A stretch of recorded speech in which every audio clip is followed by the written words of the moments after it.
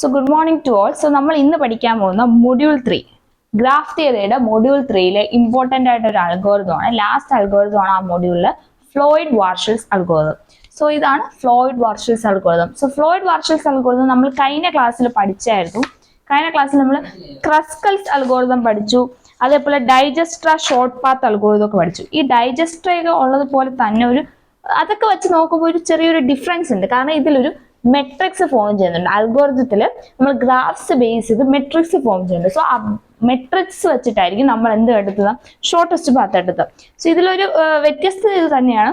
It is used to find the shortest path between all parts of vertices in a graph where each edge in the graph has a weight which is positive or negative. ഇതിൽ നമുക്ക് പോസിറ്റീവായിട്ടോ നെഗറ്റീവായിട്ടോ എല്ലാ ഗ്രാഫ്സിനും weights തന്നിട്ടുണ്ടാവും. അതായത് നമുക്ക് ഇതിൽ എന്ത് തന്നിട്ടുണ്ടാവും, directions. വെയിറ്റിനനുസരിച്ച് ആ ഗ്രാഫിന് എന്തും കാണും, ഡയറക്ഷൻസ് കാണും. സോ ഡയറക്ഷൻസ് അനുസരിച്ച് നമുക്ക് അറിയാം ഇത് എങ്ങോട്ടാണ് പോകുന്നത്. 1 to 4 ആണെങ്കിൽ അവിടെ ഡയറക്ഷൻസ് കാണിക്കും. സോ ഡയറക്ഷൻസ് ഒക്കെ കാണിക്കുന്ന ഒരു ഡയറക്റ്റഡ് ഗ്രാഫ് ആയിരിക്കും നമ്മുടെ ക്വസ്റ്റ്യൻ. അതാണ് ഈ ഒരു അൽഗോരിതത്തിന്റെ ഏറ്റവും വലിയ പ്രത്യേകത.